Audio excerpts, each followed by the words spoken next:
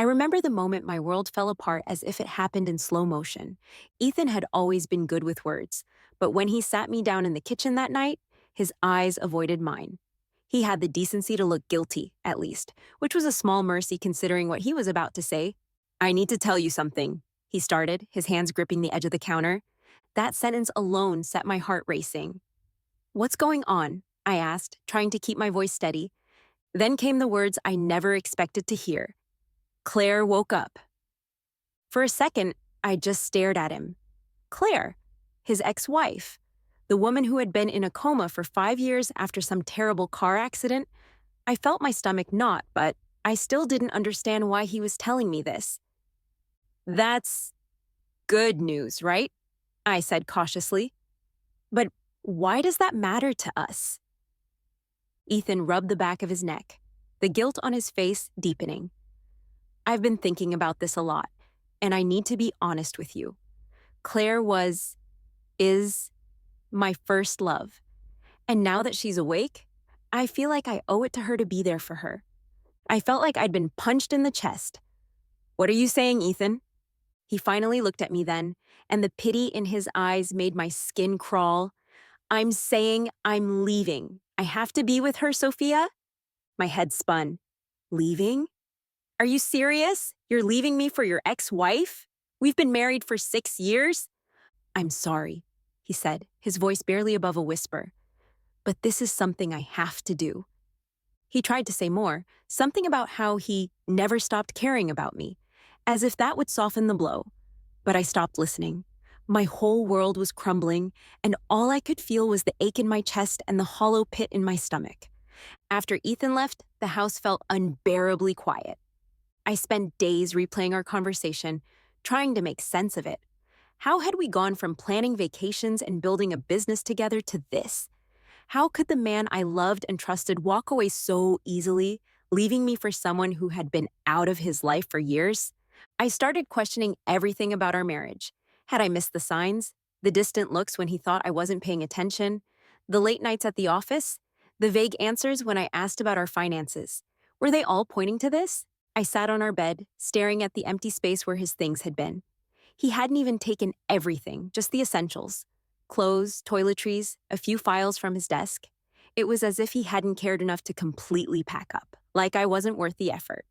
And then there was the business. We had built it together, pouring hours of our time and energy into making it successful. Yet now, with him gone, I felt like I was drowning in responsibilities I wasn't sure I could handle alone.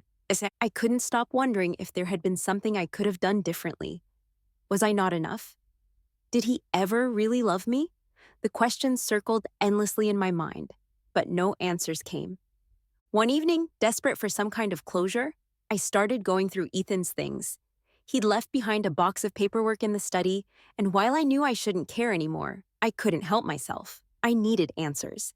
At first, it was just boring business records and old receipts, but then I found something strange, a folder containing bank statements for an account I didn't recognize.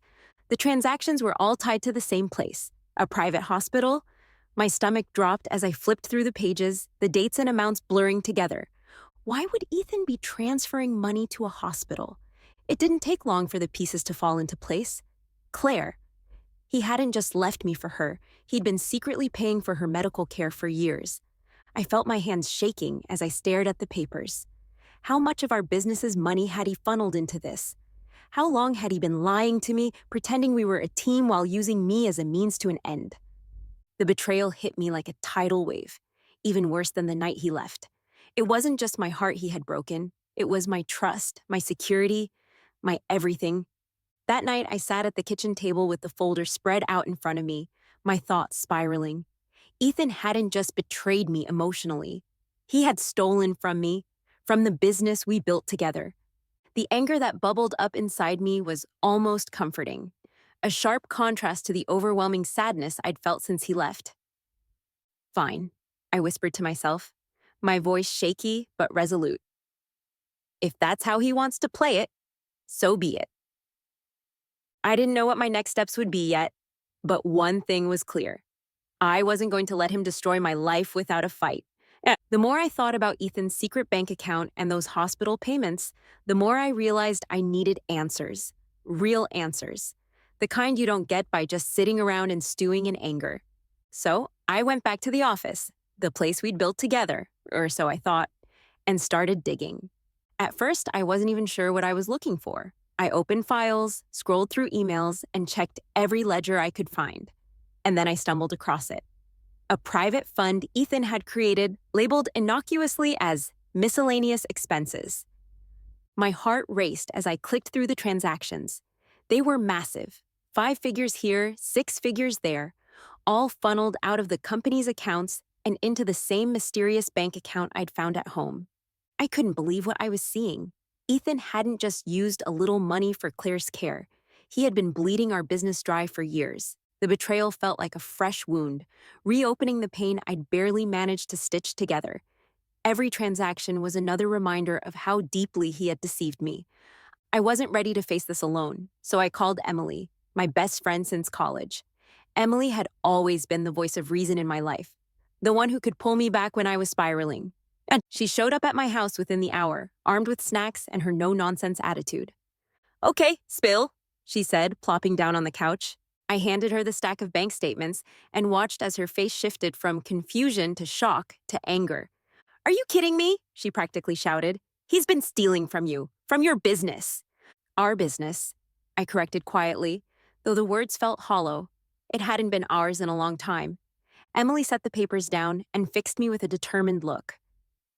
"You need a lawyer." Like yesterday.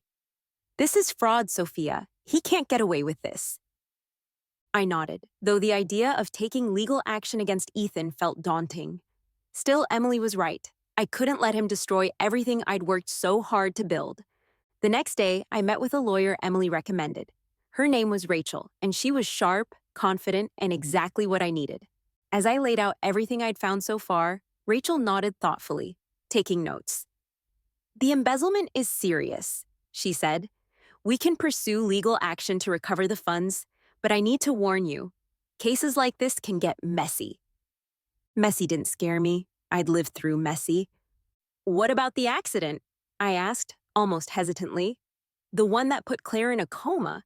Is there any way to look into that?" Rachel raised an eyebrow. "Why?" I hesitated, then decided to tell her everything. "I think there's more to the story.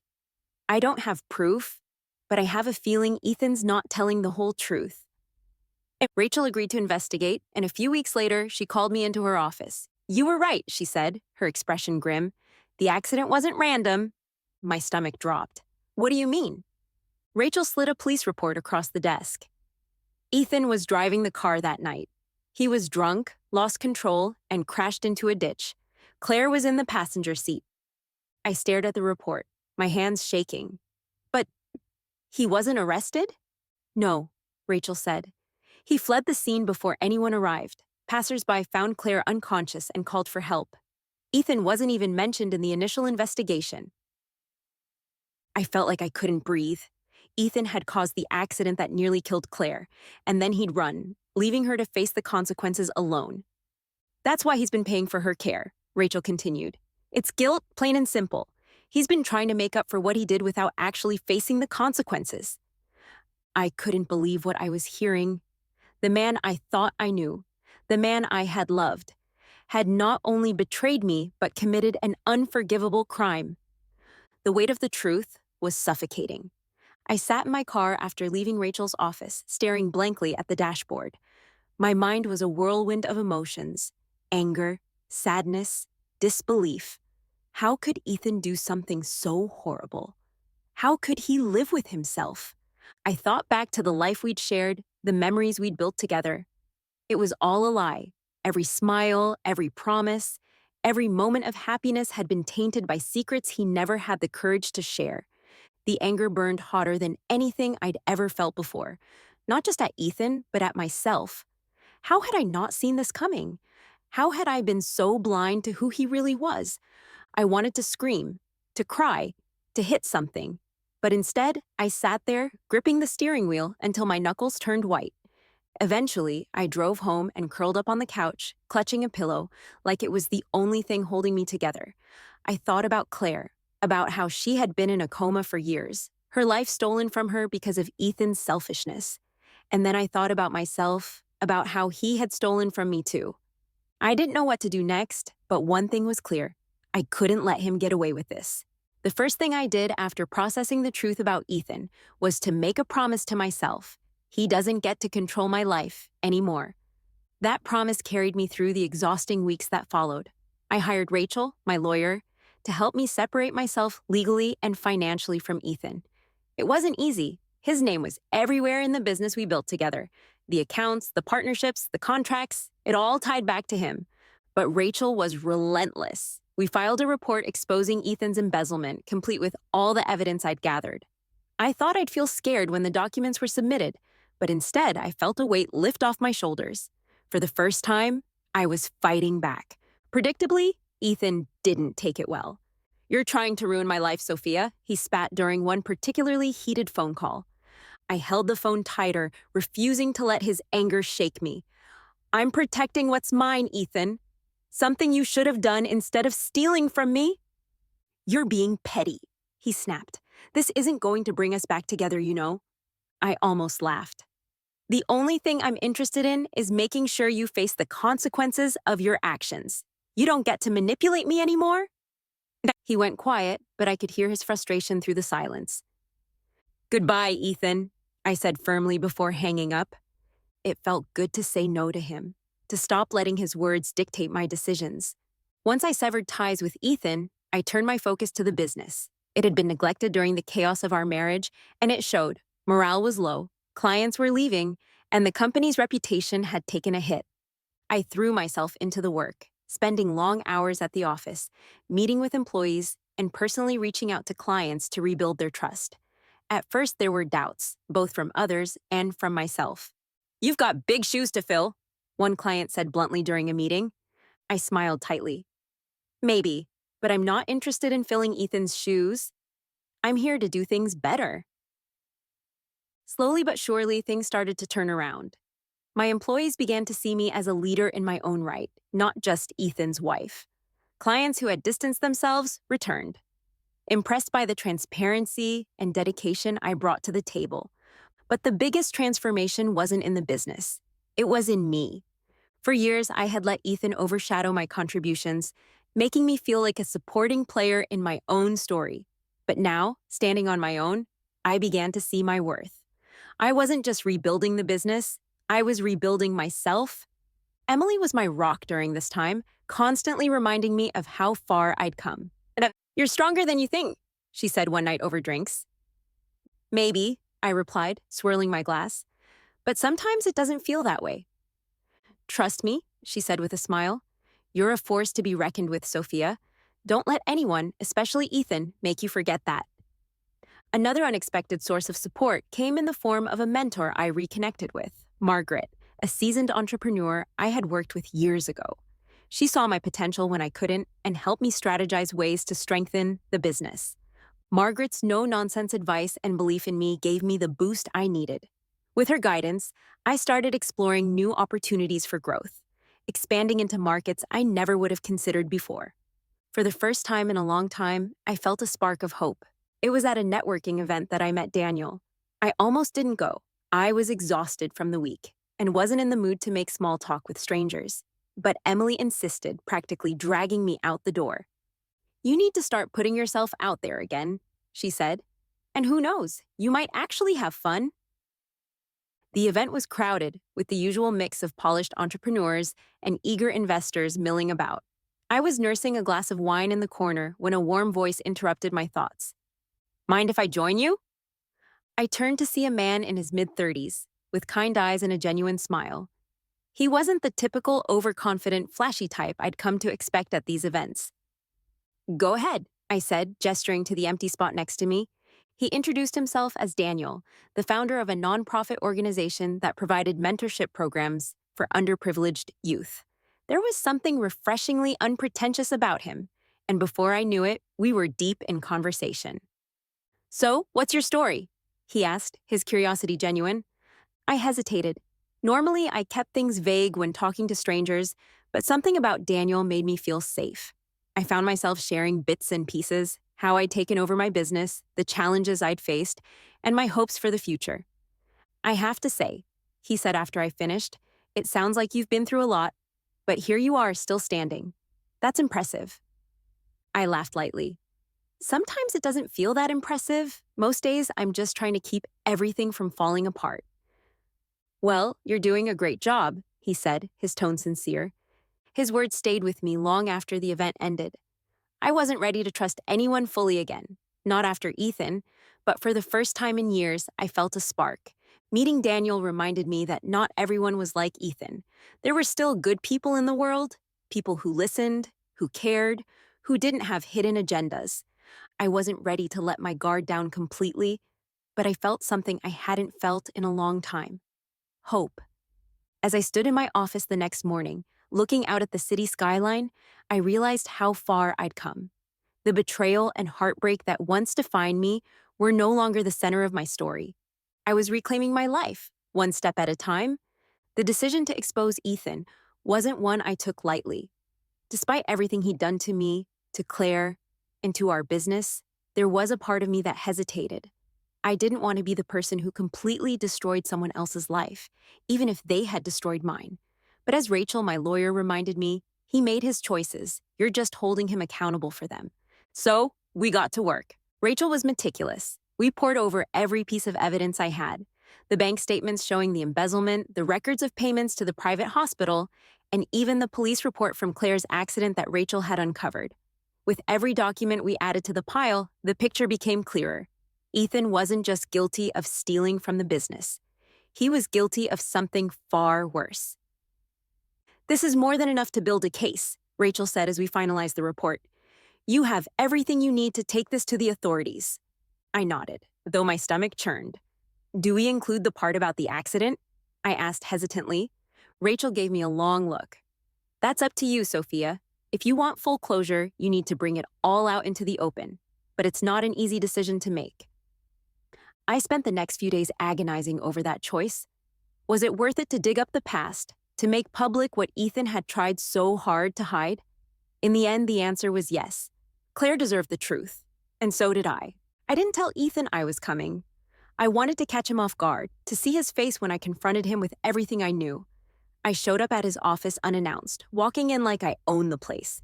The receptionist looked startled, but didn't stop me. My name was still on the records after all. Ethan was sitting behind his desk, his head buried in paperwork, when I walked in. Busy day? I asked, my voice calm but cold. His head snapped up, and his expression shifted from surprise to irritation. Sophia, what are you doing here? I thought we should talk, I said, dropping a folder onto his desk. Go ahead, open it. He eyed the folder warily before flipping it open. As he scanned the contents, his face went pale. The bank statements, the police report, the evidence of his embezzlement, it was all there. What is this? He demanded, though his voice lacked conviction. It's everything, I said simply. Everything you've been hiding. The money you stole from the business, the payments you made to cover your tracks, and oh, let's not forget the accident that put Claire in a coma. Ethan's jaw tightened. You don't know what you're talking about? I leaned forward, my voice steady. Don't lie to me, Ethan. You were drunk that night. You lost control of the car, and instead of staying to help her, you ran. You left her there to die. He stood abruptly, his chair scraping against the floor. I panicked, he shouted, his composure cracking. I didn't know what to do. You thought about yourself, I interrupted. You always think about yourself, and then you spent years throwing money at the problem, trying to make yourself feel better without ever taking responsibility for what you did. For a moment, he said nothing. Then his shoulders slumped, and he sank back into his chair. I loved her, he said quietly, his voice trembling. I loved her. And I ruined everything. I've been trying to make up for it ever since. His words should have stirred some sympathy in me, but all I felt was anger. You don't get to play the victim here, Ethan. You destroyed Claire's life, and you nearly destroyed mine. But not anymore. It's over. The next morning, Rachel filed the report with the authorities. It didn't take long for the fallout to begin. The financial evidence alone was enough to prompt an investigation into Ethan's embezzlement. The authorities froze his accounts, and within days, the media picked up the story. Headlines splashed across every major business news outlet. CEO caught in massive embezzlement scandal. But it didn't stop there. The details of Claire's accident, long buried under Ethan's carefully constructed lies, came to light as well. The combination of the two scandals was devastating. Ethan's name became synonymous with greed and deceit, and the business community distanced itself from him entirely. I watched it all unfold with a mix of satisfaction and sadness. Ethan had spent years pretending to be the perfect businessman, the perfect husband, and the perfect person. Now the world was seeing him for who he really was. Ethan called me once, a week after the story broke. I didn't answer. I didn't need to hear whatever excuses or justifications he had prepared. I had already made my peace with the fact that we were done. As the investigation into his embezzlement continued, the legal system began to close in on him. Charges were filed, and he faced the very real possibility of prison time. The life he had built on lies was crumbling around him, and there was no one left to save him. For the first time in years, I felt free. Becoming the sole CEO of our company wasn't something I had planned for, but life has a funny way of throwing curveballs, doesn't it? When Ethan was out of the picture, I realized I finally had the freedom to lead the company the way I had always envisioned, without anyone second-guessing me, belittling my ideas, or stealing from me behind my back. The first thing I did was meet with the employees. Ethan's scandals had rocked everyone, and morale was understandably low. I knew I had to address the elephant in the room. Standing in the conference room, looking out at a sea of wary faces, I took a deep breath and spoke from the heart. I know the past few months have been difficult, I began. There's no sugarcoating what happened. Mistakes were made and trust was broken. But I want you all to know that things are going to change. I paused, scanning the room. This company wasn't built on lies, and it won't be run on them either. From this day forward, we're going to focus on transparency, on innovation, and on creating something we can all be proud of. And I promise you, I'll lead with integrity and accountability. It wasn't a flashy speech, but it didn't need to be. It was honest, and that's what mattered. Slowly, things began to shift. Employees who had been hesitant to trust me started coming to me with ideas, feedback, and solutions. I worked late nights to restructure departments, streamline operations, and rebuild relationships with our clients. For years, Ethan had overshadowed me, treating me like a figurehead while he called the shots. Now, I was proving to everyone, myself included, that I was more than capable of running this company on my own. As the company stabilized, I started to think bigger. It wasn't enough to just rebuild what Ethan had broken. I wanted to expand, to create something new and impactful. One evening, while reviewing our new initiatives, I came across Daniel's business card. We had kept in touch since the networking event, exchanging emails and ideas, but I hadn't reached out in a while. Inspired, I picked up the phone and called him. "Daniel," I said, "I've been thinking about something and I'd love your input." We met for coffee the next day, and I shared my vision, partnering with his nonprofit to create initiatives that would support women entrepreneurs. "Women like me," I said with a small smile. "Women who face setbacks but still have dreams they want to chase." Daniel's face lit up. "I think that's an incredible idea," he said. "Let's make it happen." The partnership was a game changer. We launched mentorship programs, offered microloans to women starting their own businesses, and hosted workshops that combined my company's expertise with Daniel's nonprofit resources. The initiatives were a success, but more than that, they gave me a sense of purpose. For the first time, I wasn't just working to prove myself. I was working to make a difference. And as the business grew, so did my confidence. We expanded into new markets, developed innovative products, and gained recognition as a company that prioritized ethics and empowerment. People started calling me a trailblazer, a role model. It felt surreal, but it also felt earned. Amid the professional triumphs, I knew I couldn't ignore the emotional wounds Ethan had left behind. For years, I had carried the weight of his betrayal, questioning my worth and wondering what I could have done differently. I decided to start therapy, something I'd always been hesitant about. At first, it felt strange to sit across from a stranger and spill my feelings, but it didn't take long for me to realize how much I needed it. My therapist helped me see that Ethan's actions weren't a reflection of my shortcomings. They were a reflection of his. That simple truth was liberating. I also started journaling, a habit I'd picked up during the chaos of rebuilding the company. Writing down my thoughts and experiences helped me process everything I'd been through. Some days, I wrote about the pain, about how it felt to be betrayed by someone I loved and trusted. Other days, I wrote about the small victories, the moments that reminded me I was capable and strong. Through therapy and journaling, I began to let go of the anger and resentment that had consumed me for so long. It wasn't easy and it didn't happen overnight, but little by little, I felt myself healing. One evening, as I sat in my office, watching the city lights flicker against the dark sky, I felt a deep sense of gratitude. Not for what had happened, it wasn't that kind of story, but for where I was now. I had taken the ashes of my old life and built something new, something better. And for the first time in years, I felt truly at peace. I never thought I'd let someone in again. After everything with Ethan, my walls were sky high, and for a good reason.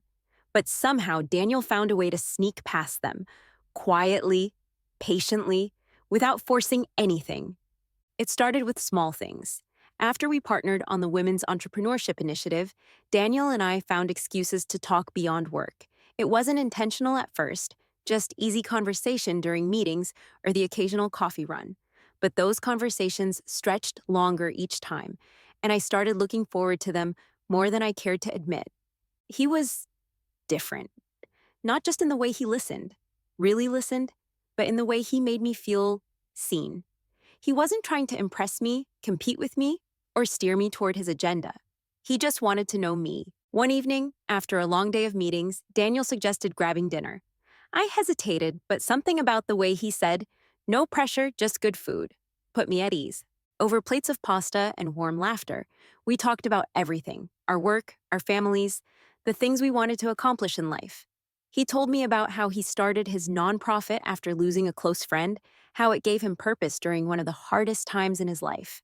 I told him a little about Ethan, carefully skirting the deeper wounds, but enough for him to understand why I was guarded. "You're stronger than you think," Daniel said, his voice gentle but firm. "What you've been through, what you've built, most people wouldn't come out the other side like you have."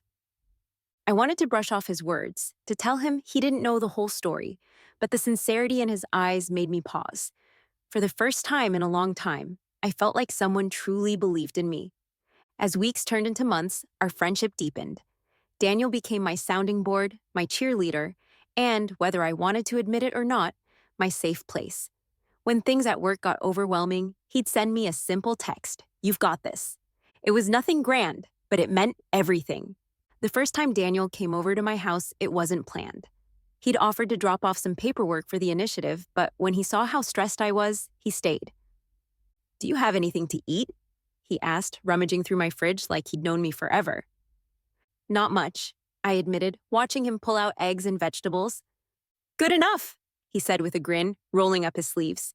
We ended up sitting on the kitchen floor, eating omelets and laughing about how neither of us had time to cook properly. It was the most normal, unguarded moment I'd had in years, and it scared me how much I wanted more of it. But every time I felt myself getting closer to him, the fear crept in. What if he was too good to be true? What if I let my guard down, only to get hurt again? Daniel never pushed. That was the thing about him. He let me set the pace, respecting my need for time and space without making me feel like I was holding him at arm's length. One evening, after a particularly emotional day at work, I opened up more than I intended. I told him about the betrayal, about Ethan's lies, and how I still doubted my ability to trust people. Daniel listened quietly, his expression soft but serious. When I finished, he said, "I can't imagine how hard that must have been. But you're not the same person you were then, Sophia. You've grown and you've learned. Trust doesn't have to be all or nothing. It can happen in small steps." His words stuck with me. I wasn't sure I was ready to fully trust again, but maybe, just maybe, I could try. Daniel shared his own vulnerabilities too. He told me about the loss of his friend, how it had left him angry and lost for a long time. "It's easy to shut people out when you've been hurt," he said, "but sometimes the risk is worth it." Slowly, I started to let my walls down. It wasn't a dramatic moment. Just small gestures, like letting him pick me up from work when my car broke down, or inviting him to one of Lily's school events when I needed support. One night, after a long walk through the park, Daniel turned to me and said, Sophia, I know you've been through hell, and I don't expect you to trust me right away, but I want you to know I'm here for you, for however long it takes. Tears pricked at my eyes, but I didn't look away. Thank you, I whispered. From that moment, something shifted. I wasn't entirely healed. I still had doubts, fears, and moments of hesitation. But for the first time, I felt like I was moving forward, not just surviving. Daniel and I weren't perfect, but we were real. He didn't try to fix me or promise me the world. He just showed up, again and again, with patience, kindness, and a quiet strength that made me believe in the possibility of love again. One evening, as we sat on my back porch watching the sunset, he took my hand in his. I know the past hasn't been easy for you, he said softly, but I hope you know the future doesn't have to look like that. You deserve happiness, Sophia, and I want to be part of it, if you'll let me. I squeezed his hand, my heart full of something I hadn't felt in a long time. Hope. I think I'd like that, I said. And for the first time in years, I believed it could be true. It came out of the blue, a letter from Ethan. The return address was a prison facility, and the envelope felt heavier than it should have, as if it carried the weight of all the things left unsaid between us. For days, I let it sit unopened on the corner of my desk, unsure if I even wanted to know what he had to say. Finally, one evening, curiosity, or maybe closure, got the better of me, and I carefully opened it. The letter was exactly what I expected, and not at all what I expected. He wrote about regret, about the mistakes he made, about the guilt he'd been carrying for years. He said he wanted to meet, not to justify his actions, but to apologize properly. I didn't owe him anything, I knew that.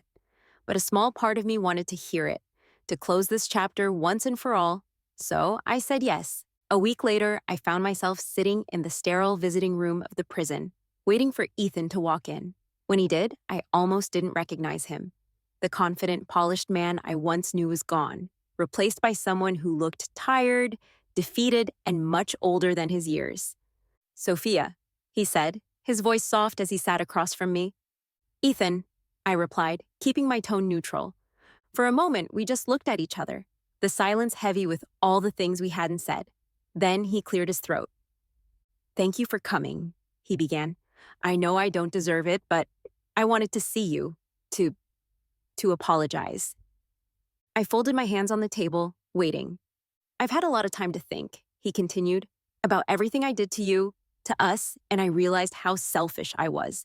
I let my guilt over Claire consume me, and in the process, I hurt you in ways I can't even begin to make up for. His voice cracked, and for the first time, I saw real remorse in his eyes. I didn't just betray you, Sophia. I stole from you your trust, your happiness, your future, and I am so sorry. The words hung in the air, and I felt a strange mix of emotions, anger, sadness, and a faint sense of relief. I appreciate the apology, I said finally, my voice steady. But you need to understand something, Ethan. Saying sorry doesn't erase the pain you caused. It doesn't change what you did to me, to Claire, to yourself. He nodded, his gaze dropping to the table. I know, I needed you to know how much I regret everything. I took a deep breath. I hope you can find peace with yourself someday, but I'm not here for you. I'm here for me, to let go of all of this, of you, and move on. When I left the prison that day, I felt lighter, like I'd finally set down a weight I didn't even realize I'd been carrying. Ethan's apology didn't change what had happened, and it didn't fix the damage he had done.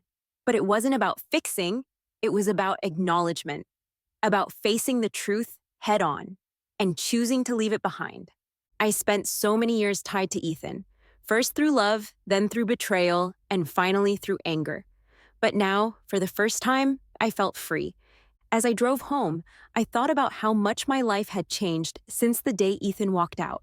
Back then, I had felt like my world was ending, like I had lost everything that mattered. But looking back now, I could see how much I had gained. I didn't need validation from Ethan, from the business, or from anyone else to feel whole. I had found my strength, my purpose, and my happiness, and none of it depended on him. When I walked into my house, Daniel was in the kitchen, chopping vegetables for dinner.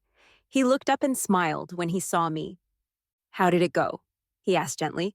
I set my bag down and walked over to him, wrapping my arms around his waist. "It's done," I said. "I'm done." And for the first time in years, I truly meant it. That night, as Daniel and I sat on the couch with a glass of wine, I reflected on the journey that had brought me here. The betrayal, the heartbreak, the fight to rebuild myself. It had all been worth it because it had led me to this moment. Ethan would always be a part of my story, but he no longer defined it. I was more than the woman he left behind. I was a leader, a survivor, and someone who had learned to love again. And as I looked at Daniel, I knew I was finally ready to embrace the future, free from the shadows of the past.